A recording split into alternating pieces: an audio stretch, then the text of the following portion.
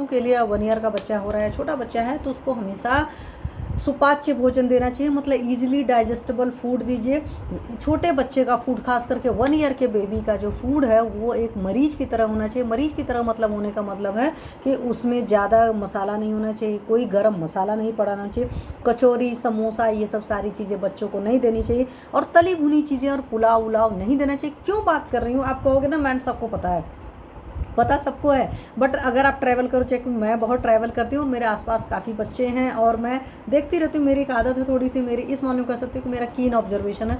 मैं बहुत ध्यान से देखती हूँ कि कौन सा बच्चा क्या खा रहा है, कब खा रहा है, और किस किस बच्चे को क्या क्या तकलीफ होती है। तो मैंने देखा है लोग छोटे बच्चों को समोसे पकौड़ी चाट सब खिलाते रहते हैं, और लोअर सोशो इकोनॉमिक लेवल वाले तो और खिलाते रहते हैं। ये भी मैं आपको बता दूँ, अब वो गुस्सा आ जाएंगे, प्लीज़ मत गुस्साइए, आप उनको सही चीज़ें दीजिए। आप ये सोचते हो समोसा पकौड़ी चाट देते हो ना, ये बड़ा जाकर उनको फ़ायदा करेगा? बिल्कुल फ़ायदा नहीं करेगा, सिर्फ नुकसान करेगा। और उनसे वो जो चीज़ें मैंने आपको बताई वो सारी चीज़ें सस्ती होंगी, क्योंकि मैंने कोई प्रोसेस्ड फूड नहीं बताया, मैंने आपको सारी चीज़ें नेचुरल बताई है। बट आप करके देखिए। अब यहीं से चूंकि बात चली है तो मैं आपको और बता दूं, लोगों के 4-5 साल के बच्चों को कई बार मैंने देखा है कि वो सारे जंक फूड खाते हैं, मतलब burger, pizza, pastry, patties, chow mein, samosa, pakodi, chaat, golgappe, जितने मतलब आइटम हो सकते हैं, जितना कचड़ा हो सकता है, जितना उनके डाइजेस्टिव ट्रैक को नुकसान कर सकता है, वो सारी चीज़ें खाते हैं। और माएँ बड़े प्यार से खिलाती हैं, कई बार फादर बड़े प्यार से खिलाते हैं। क्यों भाई, बच्चा जब खाने के शौकीन होगा तब तो मैं भी खा पाऊँगी। कई बार कुछ माओं की ये भी गंदी आदत होती, प्लीज़ आप चटोरे हैं तो चटोरे रहिए, अपने बच्चे को उस तरह का चटोरा मत बनाइए। उसके पीछे वजह है कि आप जब शुरुआत में ही उसके अभी टेस्ट डेवलप हो रहे हैं और तब से ही आपने बहुत ज़्यादा ऑयली स्पाइसी टाइप का फूड देना शुरू किया, तो आपका जो बच्चा है वो नेचुरल फूड को बर्दाश्त ही नहीं करेगा, मतलब नेचुरल फूड को मन से ही नहीं खाएगा। जब वो मन से खाना नहीं चाहेगा तो आप उसको हेल्दी फूड कैसे खिला पाएंगे? तो इसलिए अपने बच्चे को हेल्दी फूड खिलाने की कोशिश करिए। तो उसको तली भुनी चीज़ें, पुलाव वगैरह ये सब सारी चीज़ें कोशिश करिए, मत दीजिए।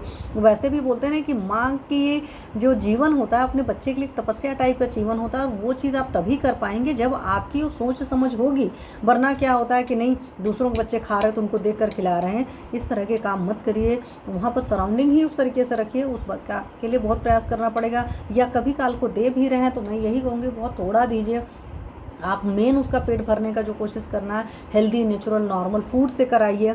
गिरीश साहू जी नमस्ते। ये काम नहीं करना है कि नहीं हम तो कचौरी लाकर दे दिए, बच्चा कचौरी खा रहा है, इमरती खा रहा है, जलेबी खा रहा है, गोलगप्पे खा रहा है, बर्गर पिज्ज़ा खा रहा है, जब देखो तब ये सब बना दे रहे हैं, जब देखो तब ये सब मार्केट से मंगा कर खिला दे रहे हैं। मतलब आजकल माएँ ना बच्चों को ये कुछ कुछ काम कराने के बेसिस पर ये सारी चीज़ें होता है। ये भी एक तरह का आप अपने बच्चे को घूस दे रहे हैं, और घूस से ज़्यादा बड़ी चीज़ है कि बच्चे के टेस्ट बड को ओरिजिनल फूड के लिए आपका बच्चे का टेस्ट बड डेवलप ही नहीं हो पा रहा है। वो शुरू से ही प्रोसेस्ड फूड, बहुत ऑयली स्पाइसी फूड खा रहा है, उसी तरीके से उसके टेस्ट बड बन जाते हैं, उसी तरीके से उसकी मेंटालिटी बन जाती है, और फिर वो हेल्दी फूड नहीं खा पाता। थोड़ा सा और बड़ा होता है, उसके साथ कुछ कुछ हेल्थ इश्यूज़ लग जाते हैं, ऑन ऑफ फीवर हो रहा है, ऑफन कफ एंड कोल्ड हो रहा है।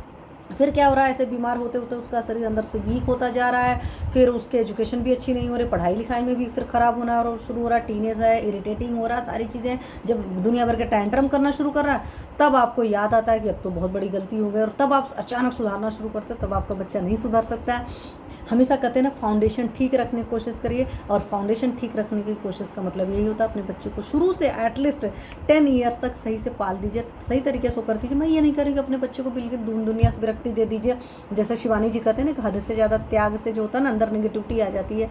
अपने बच्चों को दीजिए, क्योंकि और सराउंडिंग के लोग खा रहे हैं, बट वो थोड़ा दीजिए और बस समझाइए बेटा this is for test only, original food आपका ये है। और अगर आपके घर में कल्चर नहीं होगा, आपके बच्चे को उस तरीके से आदतें जब नहीं बनाओगे, कभी काल को थोड़ी चीज़ खिला दोगे, साथ में छोटा बच्चा जो होता है ना, अगर उसको कोई गलत गाइड करने वाला नहीं हो, जैसे मान लो माँ ने सही चीज़ बताई या फादर ने गलत बता दिया, क्योंकि आपस में ही दोनों में कॉन्फ्लिक्ट हो, एक को बड़ा ऑयली स्पाइसी पसंद हो, एक बहुत सादा चीज़ें का, तो वहाँ पर बच्चा कंफ्यूज होता है। अगर आपने अपने बच्चे को दोनों लोगों ने सही चीज़ पढ़ाई, मतलब दोनों ने सेम बात करी और दोनों ने बताया दोनों के फ़ायदे ना, तो बच्चा साइकोलॉजिकली समझता है, क्योंकि साइंस कहता है कि 2 साल के बच्चे का ब्रेन प्रॉपरली डेवलप हो चुका होता है।